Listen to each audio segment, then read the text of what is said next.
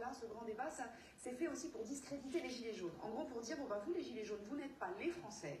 Ce sont ceux qui vont participer au grand débat qui sont les Français. Comment est-ce que vous analysez cette... Déjà, je ne partage pas du tout cet avis parce que il y a un discours qui tente à vouloir remonter systématiquement des Français contre d'autres. Moi, je dis que ce grand débat, c'est un débat qui est citoyen. Comme je le disais au début de cette émission, je suis d'abord un citoyen, ensuite un gilet jaune, ensuite un père de famille, etc., etc.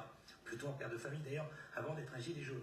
Mais, donc, quand on nous explique des choses comme cela, je pense que moi, je vous l'ai dit, la politique, cette politicienne ne m'intéresse pas, mais cette culture systématique du rejet de tout, parce qu'on pense différemment, c'est quelque chose, moi, que je n'accepte pas. Je le comprends, je le respecte, mais par contre, je ne défendrai jamais ce genre de propos.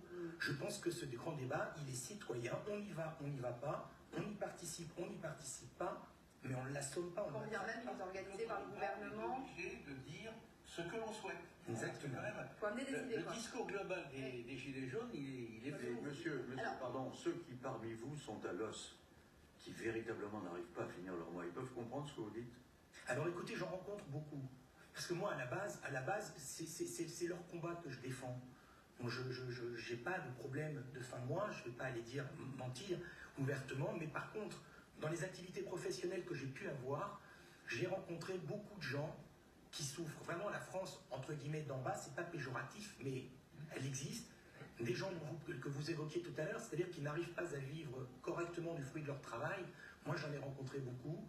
J'ai beaucoup échangé avec eux à une époque où j'étais amené à en rencontrer beaucoup. Et je pense qu'ils peuvent comprendre surtout la démarche de quelqu'un qui essaie de porter leur message. Dans l'écoute, en fait, c'est ça ce que vous voulez. Et voilà. Alors, ce que je vous propose, c'est qu'on aille aux Invalides. Pardon, on va retrouver Mathilde Guénégan, puisqu'il y a un certain